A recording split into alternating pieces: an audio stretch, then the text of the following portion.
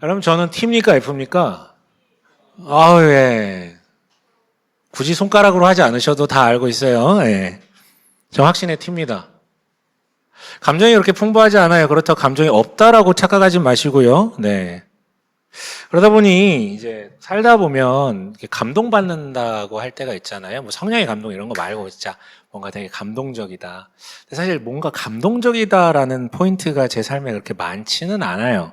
감동이다? 감동 뭡니까? 감동 먹는 겁니까? 저한테 감동은 저희 집 옆에 있는 제가 한번 머리 잘랐다가 망해가지고 다시 가지 않는 감동 헤어샵이라는 곳, 거기밖에 생각나지 않거든요. 왜 고개를 도리도리 하십니까? 네네. 이 하이 개그에. 네. 근데 이 낯선 감정이 한 번씩 올라올 때가 있어요. 되게 어색한데 한 번씩 올라올 때가 있는데 그때가 언제냐면 제가 아내한테도 얘기한 적이 없는데 저희 아이들이 우리 가족은 이라는 단어를 쓸 때예요. 우리 가족은 별거 없어요. 그냥 우리 가족이라는 단어를 쓸 때. 왜 그러냐면 저는 사실을 자라나면서 우리 가족이다라는 우리 가족이라는 단어를 거의 이제 입 밖으로 내뱉어 본 적이 없는 단어였던 것 같거든요. 왜냐하면 제게 가족은 사실은 그렇게 따뜻하고 나를 품어주고 돌아가고 싶은 곳이다라는 생각이 들지 않았어요. 웬만하면 밖에 있고 싶은, 이유는 여러 가지죠. 돈이 없었기 때문에 제대로 나의 요구에 대해서 응답해주지 못하는 것도 있었겠지만 저희 아버지는 목사님이었고 소위 말해 제가 어렸을 때는 그분이 목사라는 권위로 성경을 근거로 주는 여러 가지 율법들을 채워야만 내가 저거를 잘 따라야만 나를 사랑해주고 인정해줄 거다라는 뭔가 그런 인식이 저희 안에 있었었거든요. 나 저거 못하면 사랑받지 못해라는. 그러니까 가고 싶겠습니까? 가면은 잔소리만 하고 거절만 당하고 하니까. 그러니까 저에게 있어서 그렇다고 뭐 가족 간의 유대가 깊은 것도 아니에요. 대화가 없어요. 밥 먹을 때 말고는 모이지도 않고 밥 먹으면서도 먼저 먹은 사람 튀어나가요. 예. 뭐 대화가 없습니다. 유대도 없고 같이 놀러 가본 적도 없고. 그러니까 저한테 있어서 가족이라는 것은 별로 떠오르지도 않는 단어지만 제 입 밖으로 표현해 본 적도 별로 없는 단어이고 할 수만 있다면 빨리 벗어나고 싶은 그런 단어이기도 했어요. 물론 이제 커서 돌아보니까 그게 되게 유치하고 치기 어린 생각들이었구나. 저분들은 저분들의 최선을 다한 것일 수도 있는데 그냥 원래 우리가 그랬잖아요. 유치하게 내가 받은 것은 기억을 못하고 내가 없는 것, 받지 못한 것 뭐 이런 것만 이제 기억을 하니까 그분들 최선을 다했는데요. 아무튼 그래서 저에게 가족이란 단어가 사라졌는데 사람은 원래 자기가 결핍되고 갖지 못한 것을 더 갖고 싶어 하잖아요. 그래서 우리 아이들이 입으로 우리 가족이라는 단어 쓸 때 그때 좀 감동이 좀 찾아올 때가 있어요. 여러분들 어떠십니까? 여러분의 가족은 좀 어떠십니까?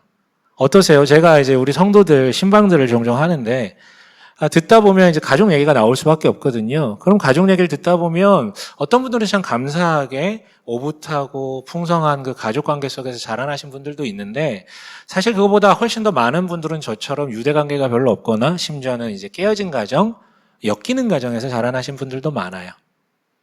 그러니까 가족이 내가 돌아갈 곳, 나를 품어줄 곳이다라는 것보다 나를 좀 억누르고 나를 좀 힘들게 하는 곳 이런 어떤 이미지를 갖고 자라나신 분들이 되게 많다라는 것이죠. 근데 지금까지의 논의는 사실 지금까지 이야기는 아무 의미가 없어진 것 같아요. 왜냐하면 더 이상 우리 시대에는 가족이 더 이상 의미 없어져 버린 시대가 된 것 같거든요. 혈연 가족이라고 하잖아요. 그게 다 해체돼 버렸어요. 문명이 건설된 이후로 단 한 번도 부정된 적 없고 의심된 적 없던 가족이라는 개념, 즉 혈연으로 묶여진 이 집단, 이게 이제는 이제 의미가 없어져 버렸어요. 제가 한 20, 30년 전에 학교 다닐 때만 해도 사회 과목 책들 보면 뭐라고 나와 있었냐면 우리 사회는 확대 가족에서 핵가족으로 지금 전환 중이다. 너무 옛날 얘기인가?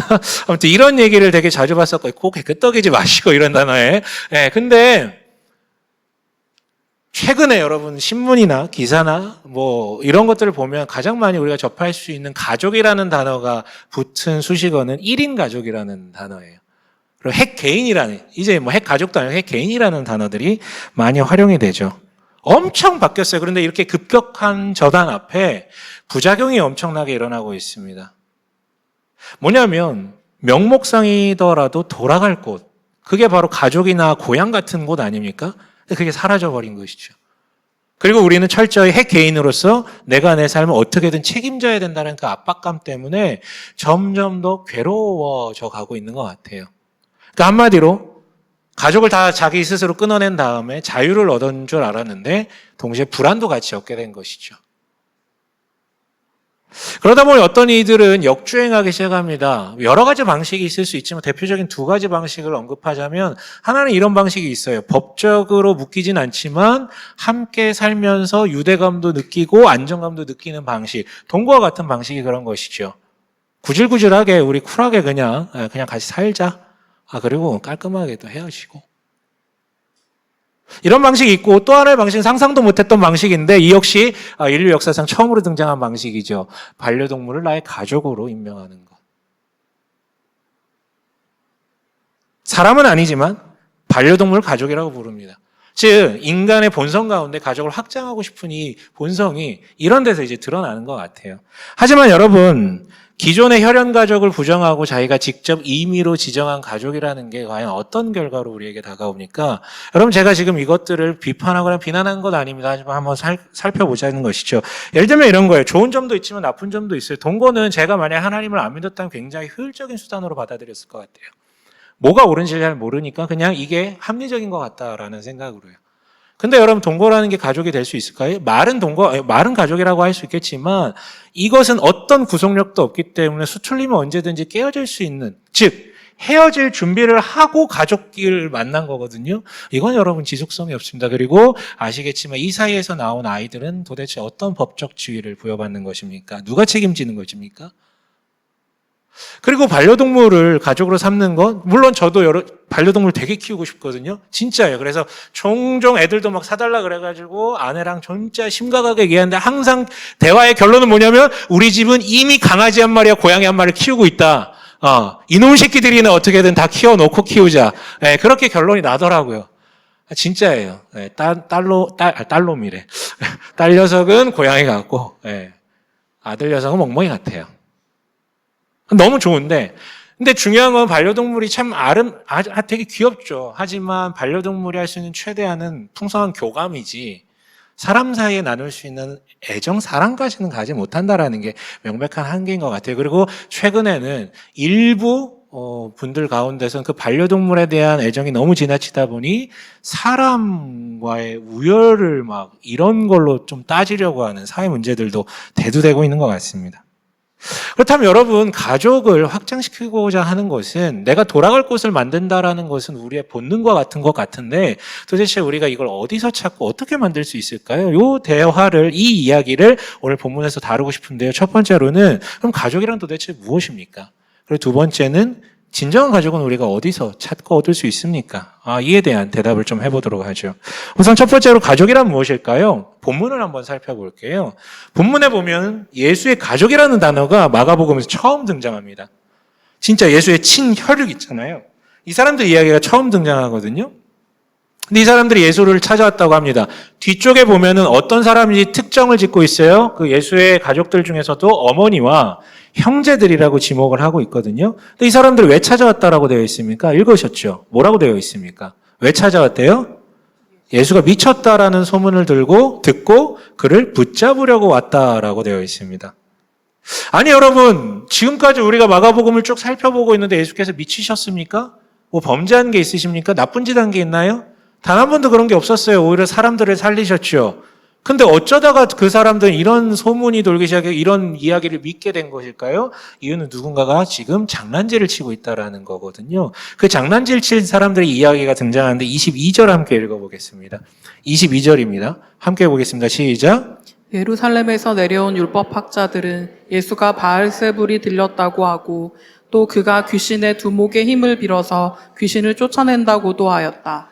핵심은 예루살렘에서 내려온 율법학자들로 대표되는 사람들이에요. 예루살렘은 어디입니까? 유대신앙의 본산이고 가장 고결하고 그 신앙 정수에 있는 사람들이 모여있는 그곳이 이제 그쪽에 있는 율법학자들이잖아요. 근데 그 사람들은 위기감을 느꼈습니다. 왜냐하면 저 갈릴리 촌구석에서 예수라는 사람이 등장했다라는 소리를 들었는데 자기들이 평소에 사람들에게 가르치는 것과 굉장히 다르게 가르치는 거예요. 자기들이 볼 땐 좀 이단 사상 같은 거지. 율법을 잘 지켜야 되는데 왜 저런 식으로 얘기를 하지? 근데 이 사람의 인기가 전국급이 되었고 자기들의 위치를 불안하게 만드는 수준까지 이르자 이걸 가만둘 수 없다라고 결론을 내립니다. 그래서 계략을 쓰죠. 여러분 모든 나쁜 계략은 시대를 막론하고 늘 잘 통하고 늘 비슷한데요. 뭐냐면 메시지를 공격할 수 없어요. 왜냐하면 예수님께 한두 사람이 개겨봤는데 계속 털렸어. 말빨로 안 되는 거예요. 논리가 안 맞거든, 자기들 논리가. 예수님의 논리는 너무 확고하고. 그러니까 어떻게 바꿉니까? 메시지를 무너뜨릴 수 없으면 누굴 무너뜨립니까? 메시지를 공격할 수 없으면 뭘 공격합니까? 메신저를 공격하죠. 이건 여러분 굉장히 유명한 아주 검증된 정치 기술이기도 하죠. 그래요. 결국은 메시지를 공격할 수 없기 때문에 메신저를 공격하기로 결단하고 특별히 소재가 있죠. 지난주에도 우리 나눴잖아요. 예수님께서 막 자기에게 엎드리는 그 사람들, 그 귀신 들린 사람들에게 그러지 말라고 자기 알리지 말라고 했던 사건들이 있었잖아요. 근데 그런 것들을 소재로 잡아가지고 봐라. 예수라는 자는 귀신의 능력으로 지금 저 귀신 들린 자를 쫓고 있다라고 지금 이걸 풀고 다녔던 거예요. 예루살렘에서 그 논리만 만들면 이거 확산은 금방이었습니다. 왜냐하면 갈릴리 땅에는, 그러니까 이스라엘 땅에는 곧 마을마다 회당이라는 것이 존재했고, 그건 예루살렘에서 이제 일종의 이제 이렇게 내려가는 거죠, 이야기들이. 그걸 들은 또 회당장이나 율법학사들이 거기서 이제 이거 풀기 시작하면 막 도는 거예요. 그러니까 예수의 가족들도 그 얘기를, 그 소문을 듣고 지금 예수를 찾아오게 된 것이었죠. 그런데요, 하필 오늘 예수님이 그렇게 떠벌리고 다니는 사람들을 마주하게 됩니다. 반박하시죠. 23절에 뭐라고 되어 있습니까? 함께 읽어봅니다. 시작. 그래서 예수께서 그들을 불러놓고 비유로 그들에게 말씀하셨다. 사탄이 어떻게 사탄을 쫓아낼 수 있느냐? 그리고 24절에 그에 대한 근거를 얘기하시는데 한마디로 사탄이 바보냐 이거죠. 어떤 집단이든 분열하면 필패입니다.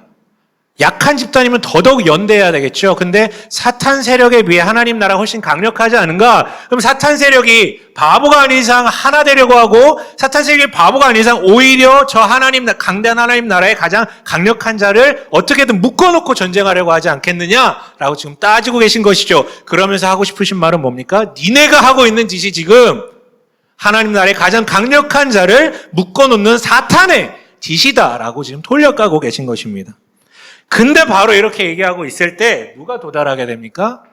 예수님의 가족들이 도달해요. 이 소식을 무리 중에, 왜냐하면 지금 예수님께서 가르치고 있었고 무리 둘러싸여 있었거든요. 지금도 지금 가버나움에 있는 시몬의 집이었던 것 같은데 그 무리 중에 하나가 그 소식을 듣고 예수님께 전달해 준 거죠. 당신의 어머니와 형제들이 저 밖에 와 있고 당신을 부릅니다. 그래서 예수님께서 굉장히 희대해, 너무나도 이해되지 않는, 너무나도 불편한 말씀을 한마디 하시는데 33절 함께 읽어보도록 하겠습니다.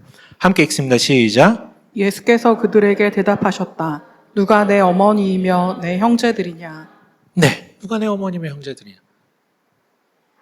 그럼 좀 당황스럽지 않습니까? 예수님의 이 발언 어떻게 받아들여야 될까요?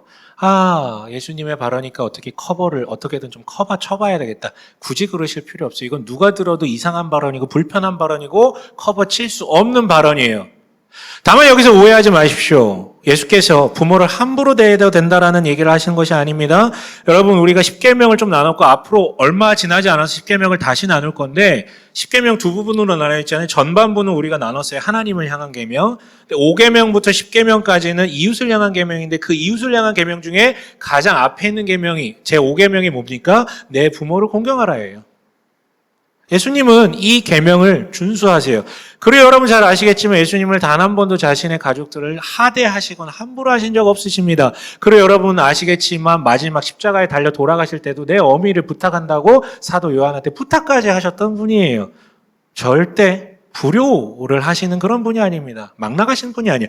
그러면 왜 이런 발언을 하셨을까? 그렇다면 우리는 늘 얘기를 해야죠. 일반적이지 않을 때는 이유가 있다라는 거. 그 이유가 뭔지 한번 돌아보셨으면 좋겠는데요. 여러분, 마가는요, 의도적으로 예수의 가족들이 그가 미쳤다고 여겨서 그를 붙잡으려고 여기까지 왔던 것을 미리 언급했습니다. 그런데 예수의 가족은 지금 와서 뭘 하려고 하는 겁니까? 그 예수라는 자기의 가족 구성원을 품어주고, 안아주고, 껴안아주고, 사랑해주려고 지금 오고 있습니까? 아니죠. 너 나와. 가문의 수치라고 여기서 제거하려고 지금 찾아오고 있는 것입니다.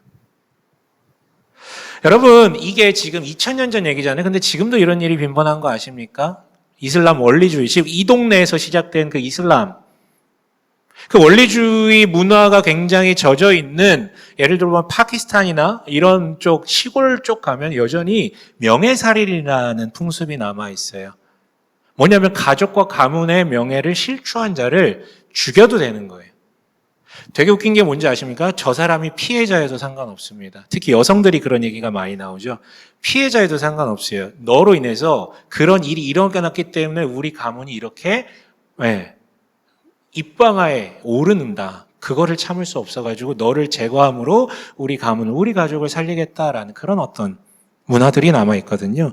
그러니까 지금 예수의 가족들이 찾아와서 어디까지 할지는 모르겠지만 무엇이든지 간에 예수를 품어주기 위해서 온 건 아니, 제거하기 위해서 왔다라는 것이죠. 그렇다면 여러분, 이 맥락 아래 예수님의 질문은 이런 뜻이 됩니다. 진정한 가족은 무엇이냐? 즉 그 자리에 있던 사람들에게, 그리고 우리같이 이렇게 성경을 읽는 이들에게 깨우치기 위한 질문이라고 봐야 되겠죠. 왜냐하면 어차피 이 질문은 그 당사자들이 듣지는 못했거든요. 즉 우리를 위한 질문이에요. 여러분, 진정한 가족은 뭡니까? 간단하지 않아요. 이건 여러분 굳이 머리 굴릴 필요가 없습니다. 진정한 가족은 내가 누구이든지 간에 나의 형제, 자매요, 자녀이기 때문에 나를 보호해주고 받아주고 사랑해주는 그런 사람들이 여러분 진정한 가족이죠. 네가 뭘 잘하면 내가 은혜를 베풀겠다 하는 게 가족이 아니라 네가 좀 잘 못해도 내가 받아주겠다라고 선언하는 게 가족이에요. 그런데 여러분, 본문은 대답하고 있는 거예요. 예수님의 질문은 대답하고 있는 거예요. 그런데 어떤 일이 발생했다고요? 혈연 가족들이 자신을 지금 제거하려고 찾아오고 있다고요. 이 말인즉슨 여러분, 우리에게 일침을 넣는 거예요. 혈연 가족은 반드시 당신에게 실망을 안겨줄 것입니다. 당신의 남편과 아내는 반드시 당신에게 실망을 안겨줄 것이고, 당신의 부모는, 당신의 자녀는 반드시 당신에게 실망을 안겨줄 거예요. 그게 사람이기 때문에. 심지어 누구보다도 가장 먼저 우리에게 해함을 가져다 줄 수 있는 사람의 가능성이 가장 높은 게 바로 가족이죠. 같이 사니까. 태어나자마자 같이 함께 하니까. 실제 그렇잖아요. 여러분, 옛날 사람들만 그러나요? 우리 현대사에서도 우리에게 가장 먼저, 가장 큰 상처를 안겼던 사람은 제가 볼 때 10에 8, 9은 다 자기 가족일 가능성이 커요. 옆집 아저씨는 나한테 상처 주지 않습니다. 내 가족이 상처 줄 때가 많죠. 물론 여러분 오해하지 마십시오. 내 부모들, 그 부모에게 받은 게 그 정도밖에 안 될 수도 있어요. 오히려 그 부모에게 받은 것보다 더 많이 나한테 해주는 걸 수 있어요. 그러나 상처받죠. 악순환이네요. 그렇다면 여러분, 현대인들이 그러듯이 모든 내 혈연의 가족들을 다 상관없어, 나랑 관심 없어 라고 다 끊어내고 내가 임의로 세워놓은 가족들은 나를 풍성케 할까요? 아니요. 당신이 지목한, 당신이 임의로 선정한 그 가족 역시 당신에게 반드시 실망을 안길 것입니다. 사람은 그렇습니다. 그렇다면 여러분, 두 번째로 넘어가 보죠. 그렇다면 진정한 가족은 어디서 얻을 수 있습니까? 예수님께서 거기에 대해서 결론을 이렇게 내리십니다. 35절 함께 읽어볼까요? 마지막 절이죠. 함께 읽어보겠습니다. 시작. 누구든지 하나님의 뜻을 행하는 사람이 곧 내 형제요, 자매요, 어머니다. 하나님의 뜻을 행하는 사람이 내 가족이라는 것이죠. 그러면 여러분, 하나님의 뜻을 행하는 사람 도대체 누구입니까? 우리는 단서를 찾아 마가복음을 다시 떠들어 보면 여러분 1장부터 지금 3장까지 이어오면서 하나님의 뜻대로 가장 잘 행한 사람이 누굴까요? 단순하지 않습니까? 가장 잘 하나님의 뜻대로 행한 사람을 꼽자면, 단 하나 꼽자면 누굽니까? 예수님이죠. 그럼 예수님 지금까지 뭐 하셨습니까? 그거 보면 답이 나오겠네요. 예수님 지금까지 뭐 하셨습니까? 물론 우리는 이렇게 정리했었죠. 복음을 전하고 병자를 고치고 귀신을 내쫓고. 그게 전부는 아니었어요. 제가 언급하진 않지만 하나 더 정리를 해볼까요? 병자를 치유하셨어요. 귀신 들린 자를 쫓으셨어요. 귀신을 쫓으셨어요. 그런데 그게 끝이 아니었고 그를 만지셨고 그와 함께 하셨고 그와 식탁교제 하셨거든요. 그 결론이 어디까지 이어집니까? 세리라고 불리는 사람들. 이 사람은 병자 중에서도 병자고 귀신 들린 사람 중에서도 귀신 들린 가장 상종할 수 없는 사람인데 그와 함께 식탁교제를 하시죠. 그리고 그 문화권에서 식탁교제 한다라는 것은 단순하게 생각할 것이 아닙니다. 뭐냐면 그 문화권에서 식탁교제는 가족의 확장을 이야기해. 나와 함께 식탁교제하는 너는 나의 가족과 같은 존재다. 물론 혈연은 아니지만 그런 인식이 있었거든요. 그렇다면 정리하면 예수님 지금까지 뭐 하셨습니까? 복음 전하고 병 고치고 귀신 내쫓고 마지막 하나 더 얘기하냐면 가족을 만들어가고 가족을 확장하고 계셨어요. 특별히 단서를 붙이자면 어떤 사람들? 사람들이 절대로 가족이라고 받아들일 수 없다라고 선언하고 확신하는 그 사람들을 가족으로 받아들이고 넓혀가고 있었다는 것이죠. 여러분 여기서 하나만 질문을 던져보겠습니다. 여러분이 그럴 일은 없겠지만 비행기 타고 가다가 비행기가 추락해서 무인도에 간 건 너무 잔인하니까 그냥 배 타고 가다가 배가 조금 약간 꼬르륵 해가지고 살아남았어요? 무인도에 도착했네? 근데 갑자기 여러분 요새 뭐 웹툰에 많이 나오지 AI 창이 이렇게 딱 뜨면서 두 가지 옵션을 주는 거죠. 당신은 이제부터 딱 한 사람만 선택해서 이 무인도에서 함께 살 수 있습니다. 괜찮잖아요. 그 정도면. 물론 여러분, 외모는 따지지 않을게요. 여러분, 우리 외모로 차별하는 사람이니까. 외모 얘기는 하지 않겠습니다. 성별도 얘기하지 않겠습니다. 동일한 사람인데, A 사람은, 이 보기 중에 A는 이런 거죠. 당신을 겁나 사랑해줄 사람입니다. 당신만 굉장히 사랑해줄 사람입니다. 이 사람의 특성은 당신을 굉장히 지금 당신을 굉장히 사랑해주겠지만, 경계를 치고, 경계 밖에 있는 사람들은, 그러니까 자기 가족이라고 생각한 사람, 외의 사람들에게는 굉장히 무관심합니다. 심지어는 배척하는 사람입니다. 자, B는 지금 당신에게 A만큼 그렇게까지 사랑을 하지 못할 수도 있지만 이 사람은 경계를 치지 않습니다. 자기가 마주한 어떤 사람이든 최대한 사랑하려고 노력하는 사람입니다. 자, A와 B 둘 중에 뭘 고르시겠습니까? 뭘 고르는 게 여러분 더 지혜로운 방법일까요? 여기서 A라고 생각하는 분들도 있으실 수 있어요. 나만 사랑해 준다는데 여러분, 근데 그 사랑은 언젠가 식기 마련이겠죠? 그리고 바로 당신이 경계 밖의 사람이 될 수도 있다는 것을 간과해서는 안 될 것입니다. 그렇다면 무인도에 그와 나밖에 없는데 서로 경계 밖 사람들입니다. 그게 바로 지옥이겠죠. 여러분 현명하다면 당장 나와 그 정도까지 유대가 없지만 경계 없이 사랑하려고 하는 그 사람과 함께 있는 것. 그런 사람을 나의 가족처럼 받아들이는 게 훨씬 현명한 태도일 것입니다. 왜냐하면 그 사람은 어떤 문제가 생길지라도 나를 받아주고 이해하고 함께 해결해 나가려고 할 테니까요. 여러분 바로 그게 예수께서 하셨던 일이고요. 바로 그게 예수께서 말씀하신 하나님의 뜻을 행하는 사람입니다. 우리는 이런 사람들을 할 수만 있다면 이런 사람들과 가족을 이루는 게 좋습니다. 그러나 너무 추상적이죠. 그래서 예수께서는요 이 발언을 하시기 전에 바로 앞에 이런 얘기도 하셨거든요. 34절 함께 읽어볼까요? 구체적으로 얘기하셨어요. 함께 읽어봅니다. 시작. 그리고 주위에 둘러앉은 사람들을 둘러보시고 말씀하셨다. 보아라, 내 어머니와 내 형제 자매들이다. 네. 그렇다면 여러분 결론은 간단하지 않습니까? 우리의 진정한 가족이 될 사람은 내 주위를 둘러봤을 때 보이는 사람 중에 하나님의 뜻대로 행하는 사람이 바로 내 가족이 될 사람이고 내 가족이 되어도 좋은 사람들이라고 우리는 얘기할 수 있습니다. 왜냐하면 그 사람들은 하나님의 사랑을 받아 그 사랑으로 이웃들을 경계 없이 사랑하려고 하는 사람이기 때문에 날 받아줄 사람이기 때문에요. 여러분 여기서 주변 한번 둘러보십시오. 진짜요. 지금 예수께서 하셨듯이 한번 따라해 보세요. 문자적으로 한번 따라해 보세요. 이렇게 오른쪽 왼쪽 뒤로 한번 둘러보십시오. 여러분 둘러보십시오. 바로 그 사람들이에요. 바로 그 사람들입니다. 지금 목에 기부스해가지고 못 돌리시는 분들 제가 안수기도라도 해드리고 싶은데 아무튼 네. 바로 그 사람들이에요. 이 사람들이 여러분의 가족이 되줄 사람입니다. 근데 여러분 어떠세요? 절 보십시오. 기쁘십니까? 힘이 나세요?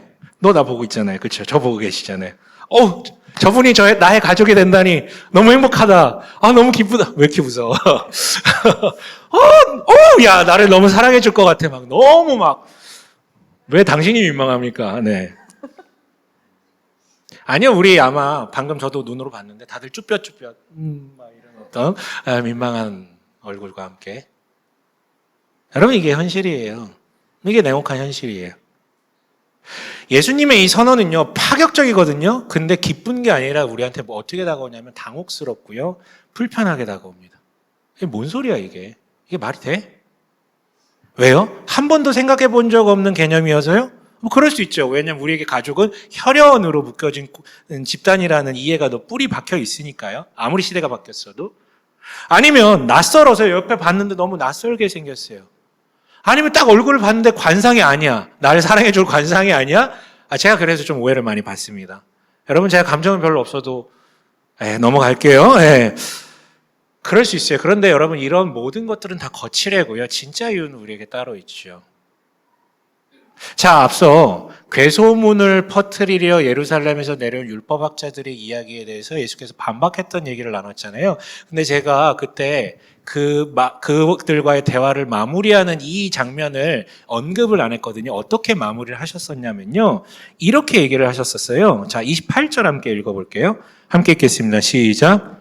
내가 진정으로 너희에게 말한다. 사람들이 짓는 모든 죄와 그들이 하는 어떤 비방도 용서를 받을 것이다. 네. 그럼 이거 문맥 고려해서 직역하면 이렇게 번역할 수 있거든요. 함께 읽어볼까요? 사람들이 무슨 죄를 짓든지 무슨 신성모독하는 말을 하든지 용서를 받을 것이다. 여러분 이거 예수님께서 직접 하신 말씀이죠. 그렇다면 우리는 더 이상 앞으로 나는 이런 나쁜 짓들을 했기 때문에 하나님께 용서받을 수 없어, 구원받을 수 없어라는 말, 반대로 너는 이런 짓들을 했기 때문에 하나님께 용서받을 수 없어, 구원받을 수 없어라는 말을 절대로 해서는 안 됩니다. 이건 예수께서 직접 하신 말이에요. 심지어 뭐라고까지 얘기하세요? 하나님을 저주하고 신성 모독한 사람들조차도 용서받을 수 있다고. 실제 그러잖아요. 지금 예수님 앞에서 그러고 있잖아요. 예수님 하나님이신데 예수에게 너 귀신 들려서 이런 거잖아 라고 하고 모독하고 있잖아요. 근데 이런 사람들도 용서받을 수 있대요. 여러분 용서받지 못할 사람은 없습니다. 다만 예수께서 하나의 예외를 말씀하셨거든요. 29절. 딱 예외가 하나 있는데 29절입니다. 함께 읽어봅니다. 시작. 그러나 성령을 모독하는 사람은 용서를 받지 못하고 영원한 죄에 매인다. 네. 일명 성령 모독죄는 용서받지 못한대요. 도대체 이게 뭡니까? 성령 모독죄가요?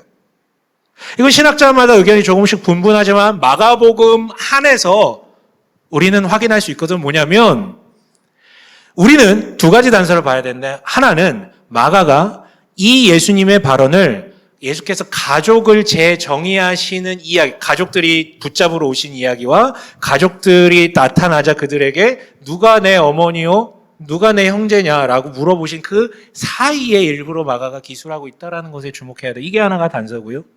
두 번째는 성령님이 뭐 하시는 분인지 보시면 돼요. 성령님은 신약 성경에 의하면 가장 주요한 그분의 역할은 하나님과 하나님께 용서받은 내가 관계 하나 될 수 있게끔 하시는 역할이 이게 1순위고요.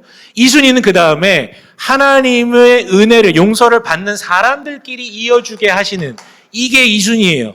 나머지 역할 되게 많으신데 이게 가장 강한 역할들이시라는 거죠. 그렇다면 이 두 가지 단서, 예수님이 가족을 재정의하고 계신 이 맥락 속에서 쓰였고 또 성령님의 역할이 이 하나 되게 하심이라는 게 가장 중요하다는 이 두 가지 단서를 결합해 볼 때 성령 모독죄는 명료하게 정의할 수 있습니다. 뭐냐면 한마디로 그게 혈연 때문인지 문화적 경계든지 심리적 경계든지 종교적 경계든지 뭐든지 간에 한마디로 지가 규정해버린 그 사랑받을 대상, 그 자격, 그 가족의 경계를 둘러버리고 그어버리고 그것만 고수하려는 태도. 이게 바로 성령 모독죄라는 것이죠.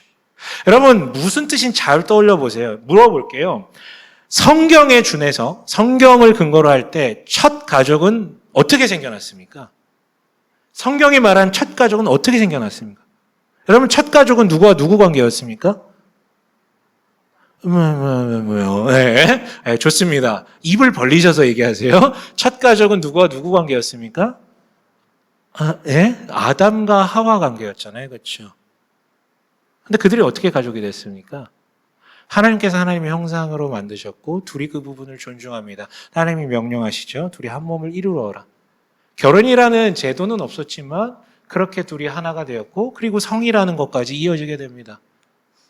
이게 첫 가족의 모습이었어요. 근데 바로 이어서 어떤 일이 발생하죠? 죄가 이 땅에 들어오고 나서 어떤 일이 발생합니까? 어떤 일이 발생합니까? 가인이 등장하죠. 가인은 여러분 죄인의 아주 상징적이면서 가장 완벽한 죄인, 시초입니다. 이 사람이 했던 짓이 뭡니까? 뭘 해요? 가족을 해체해버렸잖아요. 짱돌 들고 동생 찍어버려가지고 죽여버리고 그리고 어떻게 해요? 그 자리 머물지 않고 도망가요. 가족을 아주 발기발기 다 찢어버렸어요. 그리고 도망가는데 여러분 왜 도망갑니까? 자기가 누구 죽여보니까 누군가도 자기를 죽일 수 있다는 그 위협감이 갑자기 들기 시작해요. 그 전에 느끼지 못했던 감정. 도망갑니다. 도망가다가 본능에 충실하게 여성을 취하게 되고요. 그 사이에서 자녀를 낳게 되자 더 이상 도망칠 데가 없게 되자 그가 선택한 것은 무엇입니까? 이 종종 제가 언급한 적인데 창세기 4장 17절에 뭐라고 되어 있습니까?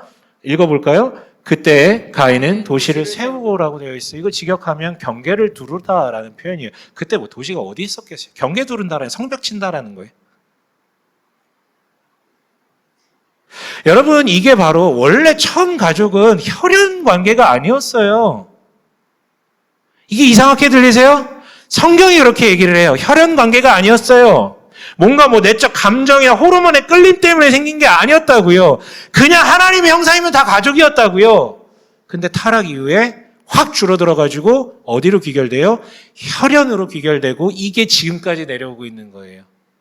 그래 인류의 역사는요, 이 혈연 가족 이데올로기를 우리에게 강화시키는 방향으로 계속해서 주목시켰습니다. 여러분, 근데 가인이요, 내 사랑하는 사람들을 지키기 위해서 경계를 둘렀을까요? 절대요. 지가 더 이상 도망갈 수 없는데 불안하기 때문에 자기 지키려고 경계를 두른 거예요. 그리고 그나마 믿을 만한 혈연들을 통해서 자기를 도움받기를 원했던 것이죠. 다시 말하지만 여러분, 전부 다 나를 위해서 만들어낸 거예요. 여러분, 이런 패턴이라면 혈연 가족 이데올로기가 다 깨져버린 이 현대사회도 동일하죠. 우리는 나를 위해서 가족을 만들어내잖아요. 나를 위해서. 그놈의 나를 위해서. 나를 위해서 가족을 만드니까 가족이 안 되죠.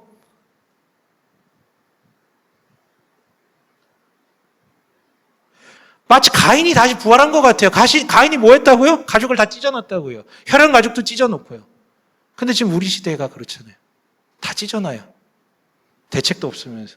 그래 놓고 자기를 중심으로 가족을 다시 꾸리려고 합니다. 그러면서 안 된다고 징징대고 괴로워하고요. 그래 놓고 또 경계 두르고 나 여기까지만 받아줄 거야. 넘어오면 너랑 나랑 빠이빠이. 그건 쿨한 게 아니죠. 여러분, 이게 바로 성령님을 모독하는 거예요. 성령께서는 어떻게든 나와 하나님의 관계를 하나 되게 하시려고 연락에 노력하고 계시고요. 그분은 어떻게든 나와 이웃을, 특별히 하나님을 믿는 이들을 어떻게든 한 몸 이루게 하시려고 연락에 노력하고 계신데 그걸 계속 거부하는 게, 그게 바로 성령 모독죄라는 것입니다. 그런데 여러분, 성령 모독죄는 독특한 죄가 아닙니다. 그냥 이게 죄의 개념 그 자체예요. 그렇잖아요. 나를 중심에 두고 다 잘라내는 거. 내가 왕이니까, 내가 최고여야 되니까, 나만 존중받아야 되니까. 그냥 성령 모독죄는 그냥 죄예요, 죄. 그 결과 어떻게 됩니까? 제가 좋아하는 C.S. 루이스라는 작가가 천국과 지옥의 이혼에서 아주 유명한 말을 한 적이 있어요. 여러분, 이거 잘 기억하셨으면 좋겠어요. 한번 읽어볼까요? 시작. 세상에는 딱 두 종류의 인간밖에 없어. 하나님께 당신의 뜻이 이루어지다라고 말하는 인간들과 하나님의 입에서 끝내 그래 내 뜻대로 되게 해주마라는 이야기를 듣고야 마는 인간들. 네, 성령께서 아무리 붙여주시려고 해도 그것을 거부하고 내 뜻대로 살겠다 끝까지 거부하는 이들은 하나님께서 마지막에 손을 놓는 것이죠. 그래, 네 뜻대로 되라. 그걸 C.S. 루이스는 지옥으로 나아가는 상태라고 얘기를 합니다. 그럼 반대로 얘기해 볼까요? 천국은 그럼 어떤 곳입니까? 끝까지 그들을 받아들이려고 하는 그런 사람들과 함께하는 곳, 영원히 함께하는 곳 아닐까요? 그렇다면 여러분, 우리에게 진정한 가족이란 불가능한 것입니까? 어렵나요? 맞죠? 어렵죠. 불가해 보이죠? 아니요, 여러분, 예수님께 주목해 보십시오. 여러분, 그분은 지금 우리에게 진정한 가족이 어떤 사람들인지 소개하고 있죠. 그리고 하나님의 뜻대로 행하는 사람들이라고 정답도 하고 그렇게 살라고 우리에게 촉구도 하고 계시지만 그것을 촉구하고 설명하기 전에 이미 그가 뭔가를 하신 게 있어요. 나랑 상관없이 이미 뭔가를 하신 게 있단 말이에요. 뭐냐면 삼위일체라는 영원하고 완전한 가족을 스스로 그것을 찢어내시고 우리 가운데 오셨어요. 이유는 하나예요. 불안해하고 외로워하면서 사랑받고 싶다고 징징대면서 어떻게 해야 될 줄 모르는 우리의 가족이 되시기 위해서 그가 자신의 가족을 찢어버리고 이 땅 가운데 오셨다라는 걸, 시간을 뚫고 오셨다라는 것이죠. 우리가 하늘로 갈 수 없기 때문에. 그래서 예수를 통해 하나님의 한 가족이 되어 용납받고 사랑받음으로 말미암아 더 이상 외로움과 불안으로부터 벗어나 풍성함을 누리기 위해서 이 모든 일을 우리에게 설명하기 전에, 우리에게 뭔가를 촉구하기 전에 다 그분께서 다 하셨다라는 얘기입니다. 만약 우리가 이 은혜를, 하나님이 나를 다 받아들이셨고 정말 죄인으로서 내침 받아야 하는 조건밖에 없는 것 같은 나를 여전히 받아주셨고 앞으로도 받아주신다는 사실이 진짜 나에게 다가온다면 그 사랑을 내가 진짜로 받고 누릴 수 있다면 우리의 시선은 바뀔 수밖에 없습니다. 노력하지 않아도 됩니다. 내가 그 사랑을 받고 있기 때문에 그 은혜를 받고 있기 때문에 남들도 조금이나마 은혜의 시선으로 사랑의 시선으로 바라보려 하겠죠. 더 잘하느냐 더 못하느냐는 그 다음 얘기입니다. 누군가는 더 잘하겠죠. 받은 애가 더 크고 뭐 성향상 외향적이고 뭐 이런 사람은 훨씬 더 잘하겠죠. 원래 관계 욕구가 큰 사람. 근데 그건 여러분 성향의 문제도 아닙니다. 욕구의 문제가 아닙니다. 시선의 문제입니다. 여러분 우리는 가족이 반드시 필요합니다. 특별히 그 가족은 하나님의 뜻을 행하는 사람들로 구성돼야 됩니다. 혈연 가족도 우리를 배신할 수밖에 없습니다. 물론 하나님의 뜻을 행하는 사람들도 실수할 수 있지만 기본적인 잣대가 받아들이려고 접근하는 사람들이기 때문에 다르죠. 다시 얘기합니다. 여러분 우리는 천국이라는 곳을 가게 된다면 완성된 하나님 나라를 가게 된다면 영원한 시간을 누구와 함께 보내게 되는 것입니까? 우리가 보게 될 것은 거기서 실수 안 하는 나를 보는 게 아니라 누가 실수하더라도 나를 받아줄 준비를 하고 있는 그 사람들과 함께 살아가게 되는 것입니다. 그래서 그것이 천국이죠. 영원히. 말씀을 마칠게요. 오늘 메시지가요, 여러분 좀 어렵게 들리시는 분들이 계실 거예요. 제가 말을 어렵게 해서는 아닐 거예요. 오늘 그 말 그렇게 어려운 얘기 아니에요. 지난주가 좀 어려웠어요. 근데 어렵게 다가오는 이유는 못 들어본 개념이거나 불편한 개념이기 때문일 가능성이 큽니다. 제가 설교를 못해서가, 설교도 좀 잘 못하긴 하지만, 그런데 여러분 하나만 기억하세요. 이상한 생각들을 가지고 계신 분들이 있는데 예수를 믿는다라는 것은 지금까지 내가 살던 방식을 조금 더 잘 살게 되는 것을 의미하는 것이 아닙니다. 당신이 계속해서 살아오던 그 방식을 조금 더 잘하게, 조금 더 많이 할 수 있게끔 하나님께서 도우시는 게 아니에요. 예수를 믿는다라는 것은 여러분의 존재가 바뀌는 것입니다. 그래서 어떤 것들은 안 바뀌는 것도 있겠죠. 내가 원래 마라탕 좋아했으면 계속 마라탕 먹을 거예요. 예수 믿어도. 그러나 당신을 갉아먹는 것들은 예수께서 뒤집어 놓으십니다. 개념을 바꿔 놓으세요. 불편하죠? 받아들이면 평안하게 됩니다. 여러분 마지막으로 예수님의 말씀을 다시 한번 짚어볼까요? 그는 누가 자신의 가족이라고 말씀하셨습니까? 예수께서는 분명하게 이렇게 언급하셨죠. 누가 나의 가족이라고요? 하나님의 뜻을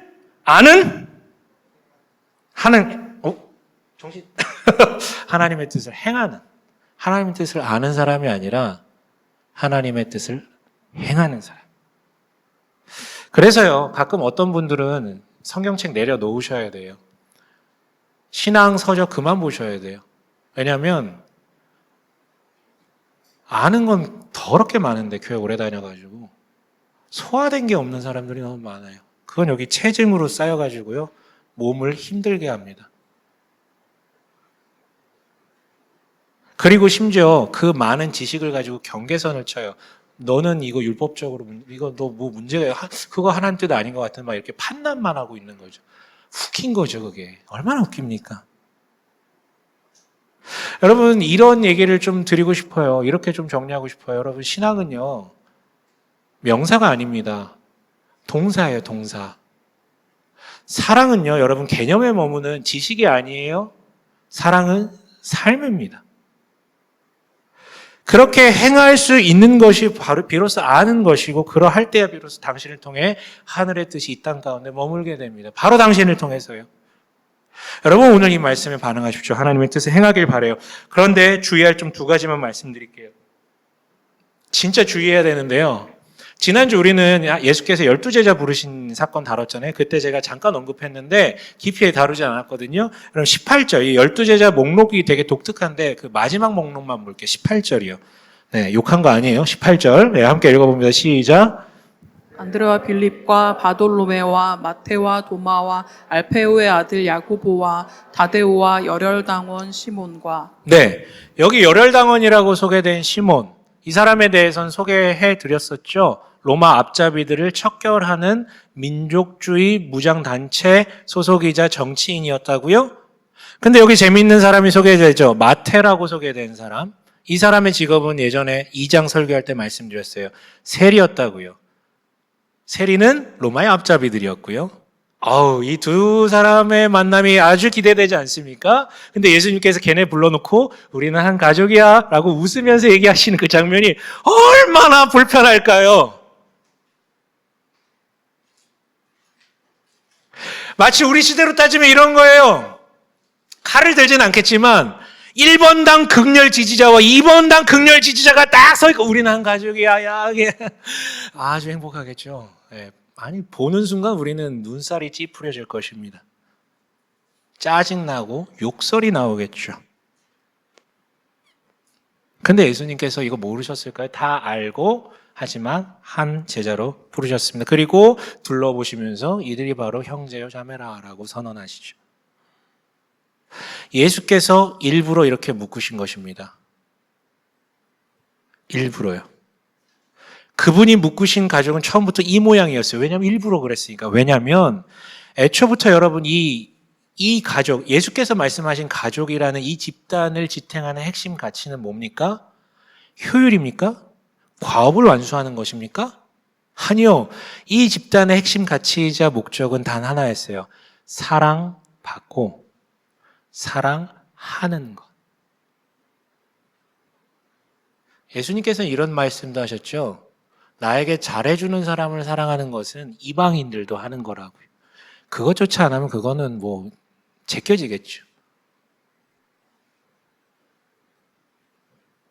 나랑 다른 사람, 불편한 사람, 외모만을 얘기하는 게 아니라 그 수많은 다름을 품는 게 그게 사랑이죠.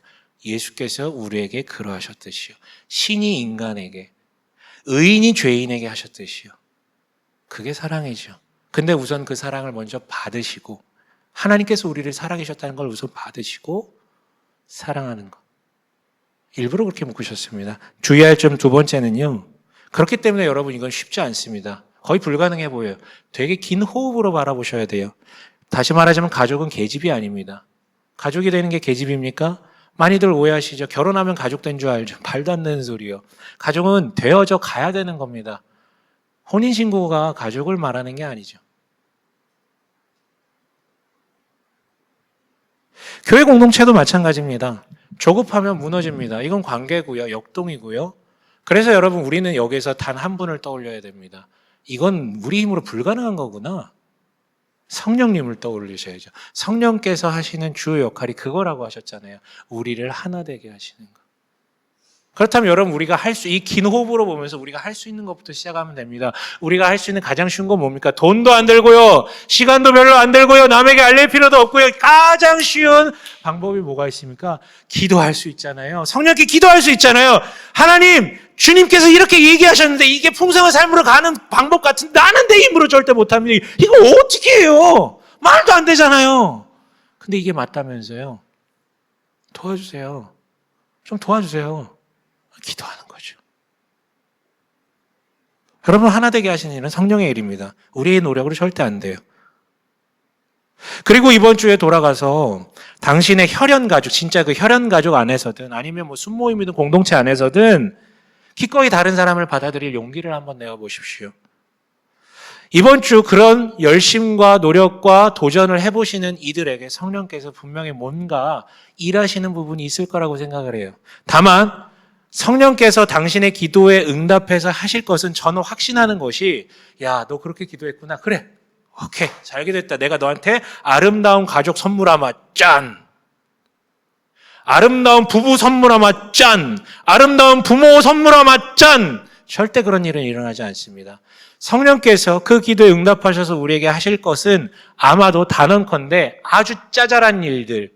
그 옷 좀 개줘 뭐 이런 거 옷 개주고 뭐 이런 거 있잖아요. 목마르면 물 한 잔 떠다 주고. 근데 예전엔 그 목말라 보이는 것을 외면했다면 성령께서 보이게 하실 때 떠다 주는 거죠. 그런 짜잘한 것들이 반복될 때 돌아보니 어느새 나중에 보니 가족이 생겨 있는 거죠. 그것이 성령의 방식입니다. 여러분 마칠게요. 세상은요 지금 어떻게 돌아가고 있습니까? 가족을 축소시키고 있습니다. 그리고 반대로 뭘 비대하게 만들려고 그래요? 너의 자아를 비대하게 만들려고 해요. 성취를 통해서든 스펙을 쌓아서든 이게 지금 세상이 우리한테 강요하는 방식입니다. 성경은요, 처음부터 그 얘기를 하지 않았고요. 완전 반대적인 얘기를 합니다. 너의 자아는 하나님이 책임져 주실 것이니 그에게 의탁할 때 너의 자아는 건강해질 것이고, 그리고 하나님이 너에게 준비하신 가족들을 품을 때 너의 가족은 확장되어서 정말 풍성한 삶이 될 것이다라고요. 여러분 뭘 선택하실 것입니까? 저라면 후자를 선택하겠습니다. 부디 그렇게 나아가는 우리 되시길 주님의 이름으로 간절히 축원합니다. 아멘.